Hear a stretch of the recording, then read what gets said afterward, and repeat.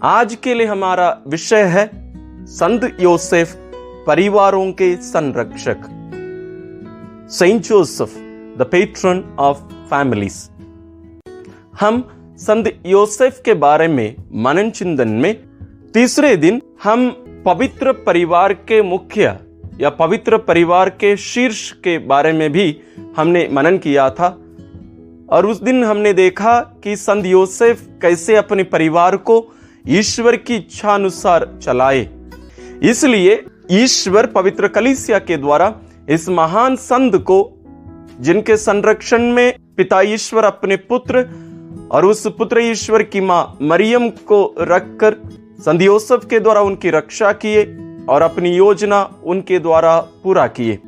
वैसे ही आज हमारे हर एक परिवार को ईश्वर संत योसेफ को ही संरक्षक के रूप में, पिता के रूप में हमें दिए हैं। वास्तव में एक आदर्श परिवार क्या होना चाहिए, यानी ईश्वर की इच्छा, ईश्वर की योजना क्या है, और आज वास्तव में हमारे परिवार क्या है।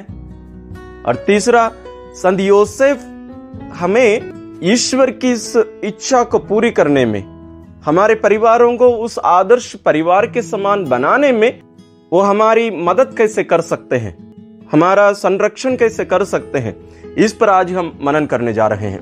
आइए तो फिर हम सबसे पहले देखेंगे कि वास्तव में एक परिवार क्या है।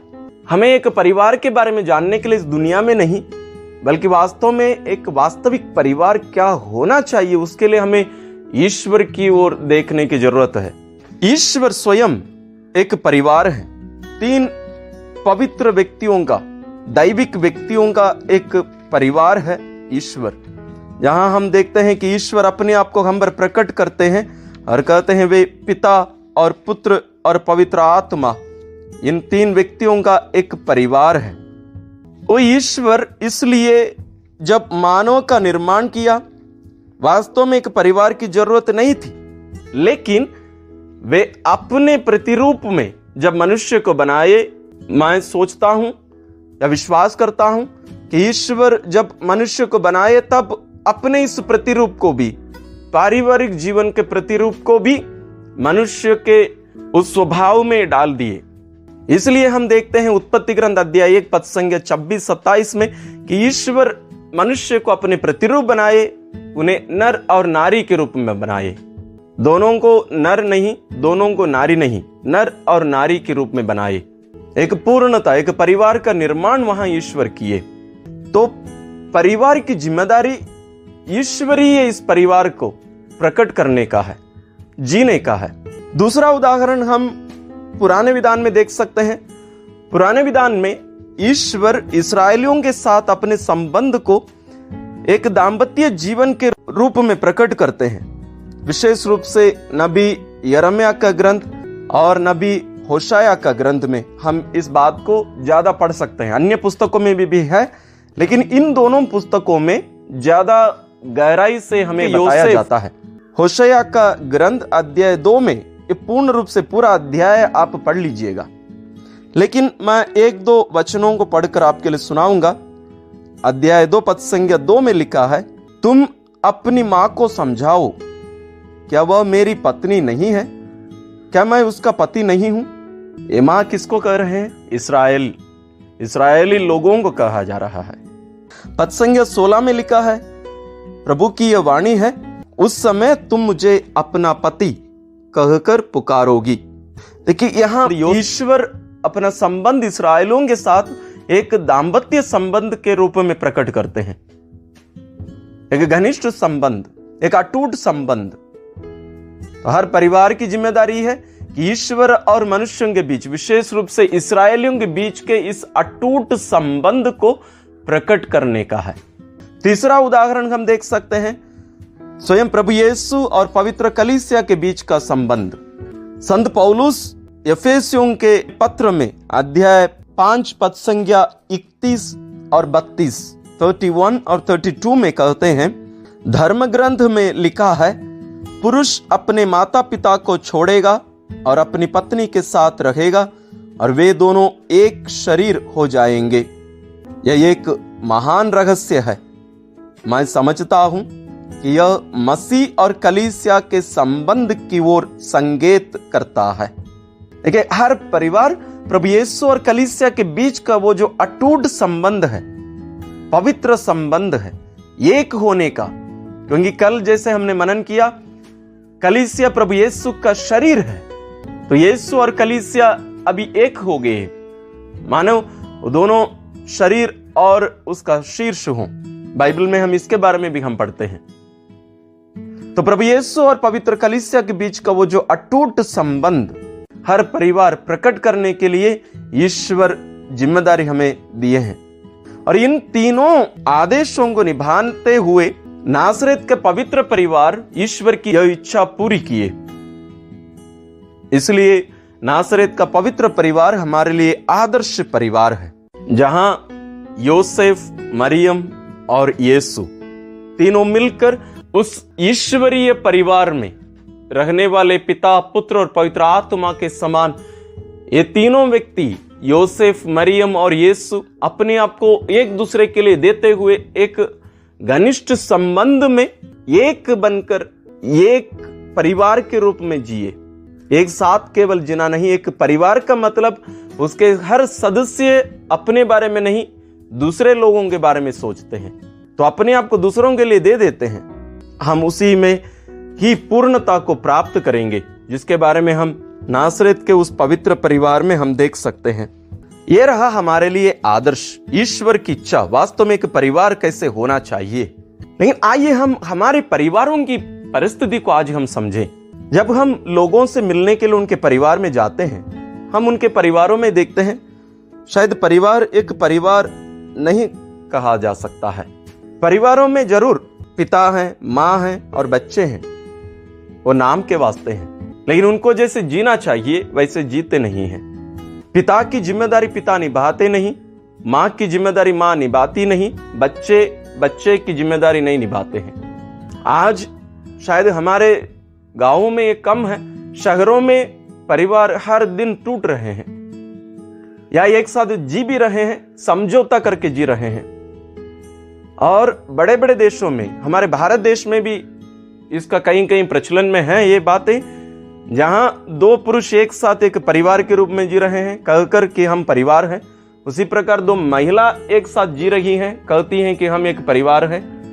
या कहीं कहीं लोग बिना कोई शर्त के, बिना कोई संबंध के, यानी बिना कोई जिम्मेदारी के एक साथ भी जी रहे हैं, लिव इन रिलेशनशिप्स जैसे हम कहते हैं। तो हमारे परिवार की जो परिस्थिति है या परिवार की जो ढांचा है, परिवार की जो जिम्मेदारी है, परिवार का जो स्वभाव है, ये सब हर दिन बदलते जा रहे हैं। मनुष्य अपनी इच्छा के अनुसार जीने के लिए अपनी इच्छा के अनुसार परिवार को भी बदलते जा रहे हैं। आज इसलिए हमारे परिवार नहीं रहा है। हमारे परिवार मानो एक होटल के समान रहता है, जहां अलग अलग जगह से लोग अपनी अपनी जिम्मेदारी, अपने अपने काम करने के बाद होटल में आके ठहरते हैं, वहां जाके भोजन करते हैं, एक साथ हो सकता है टीवी देखते हैं, एक साथ बातचीत करते हैं और अपने अपने जगह पे जाके सो जाते हैं और दूसरे दिन भी अपनी जिम्मेदारी जारी रखते हैं। क्या हमारे परिवारों में ऐसे देखने को नहीं मिलता है? अधिकांश परिवारों में यही बात आज हो रही है।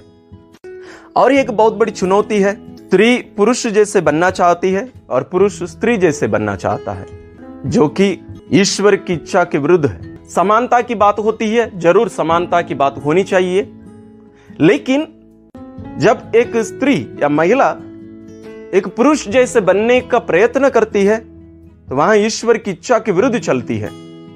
उसी तरह जब एक पुरुष एक स्त्री जैसे बनने का प्रयत्न करता है, वह भी ईश्वर की इच्छा के विरुद्ध चल रहा है। आज हमारे पहनाव, हमारी बातचीत, हमारी मानसिकता, ये सब आज ईश्वर की इच्छा के विरुद्ध जाने का कारण यह है। सबका मान सम्मान होना बहुत जरूरी, लेकिन स्त्री और पुरुष एक दूसरे के समान बनने की कोशिश करना परिवार का निर्माण को ही, पारिवारिक जीवन के आधार को ही नष्ट कर देना जैसा है। इस परिस्थिति में हम क्या करें?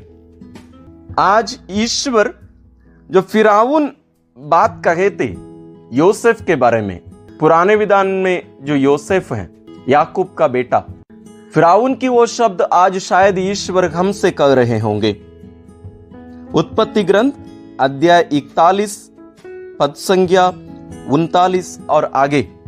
इसके बाद फिरौन ने यूसुफ से कहा, जब ईश्वर ने तुम्ही पर सब कुछ प्रकट किया है तो तुम्हारी तरह समझदार और बुद्धिमान कहीं नहीं मिल सकता है।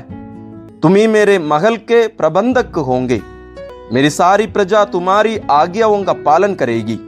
राज सिंहासन के कारण ही मैं तुमसे बड़ा होऊंगा। आगे फिरौन ने यूसुफ से कहा, अब मैं तुम्हें सारे मिस्र देश का शासक नियुक्त करता हूं। कि आज ईश्वर भी संत योसेफ को यह जिम्मेदारी देकर दुनिया में भेजे हैं कि हमारे परिवारों पर वे शासन करें, एक पिता के समान। फिरौन स्पष्ट कहते हैं, मेरी सारी प्रजा तुम्हारी आज्ञाओं का पालन करेगी। तुम ही मेरे महल के प्रबंधक होगे। जरूरतों को पूरी करने वाला, देखरेख करने वाला एक व्यक्ति, प्रबंध करने वाला एक व्यक्ति। संत योसेफ आज हमारे परिवारों के लिए यह करने की जिम्मेदारी ईश्वर उन्हें दिए हैं। इसी अध्याय में पद संख्या 55 में लिखा है, शायद ईश्वर ये बात हमसे कह रहे होंगे। समस्त मिस्र देश में अकाल पड़ने लगा और लोग फिरौन से रोटी मांगने आए। फिरौन ने सभी मिस्रियों से कहा, यूसुफ के पास जाओ और वह जो कहे वही करो। जैसे मिस्र में अकाल पड़ा, वैसे ही आज हमारे परिवारों में अकाल पड़ रहा है। तो जब हम ईश्वर के पास हमारे परिवारों की रक्षा करने के लिए, ईश्वर से मांग करने के लिए हम जाते हैं, शायद ईश्वर भी हमसे यही कह रहे होंगे, यूसुफ के पास जाओ और वह जो कहे वही करो। क्योंकि संत योसेफ पहले ही ये सब कर चुके हैं। तो इसलिए ईश्वर आज हम हर एक परिवार से कहते हैं, यूसुफ के पास जाओ, यूसुफ के पास जाओ और वह जो कहे वही करना। क्या हमारे परिवार नासरेत के पवित्र परिवार के समान है? क्या हमारे परिवार त्रिएक ईश्वर के उस ईश्वरीय परिवार को प्रकट करते हैं? क्या हमारे परिवार ईश्वर और इस्राएलियों के बीच के संबंध को प्रकट करते हैं? क्या हमारे परिवार यीशु और कलीसिया के बीच के संबंध को प्रकट करते हैं? यदि नहीं है तो हमें संत योसेफ के पास जाना है। वो हमें सिखाएंगे। वे ना केवल प्रबंध करेंगे, ना केवल हमारी रक्षा करेंगे, बल्कि हमें मार्ग दिखाएंगे एक पिता के समान। मां मरियम अपने अलग अलग जगहों के दर्शन में बार बार कहती आई है, आने वाले दिनों में शैतान परिवारों पर आक्रमण करेगा। शायद आज वो समय आ चुका है। तो हमारे परिवार पर शैतान आक्रमण करने का प्रक्रिया प्रारंभ हो चुका है। हमारे परिवारों की रक्षा हम स्वयं कर नहीं सकते हैं। इसलिए ईश्वर संत योसेफ को हमें दिए हैं। हम उनके संरक्षण में जाएं, उन्हें अपने परिवार के मुखिया बनाएं और उनसे हम मार्गदर्शन लें और उनसे सीखें और अपने परिवारों को ईश्वर की इच्छा अनुसार चलाने जीने की कृपा संत योसेफ के द्वारा हम ईश्वर से मांगे। ईश्वर हमारे सभी परिवारों को संत योसेफ के द्वारा आशीष प्रदान करें।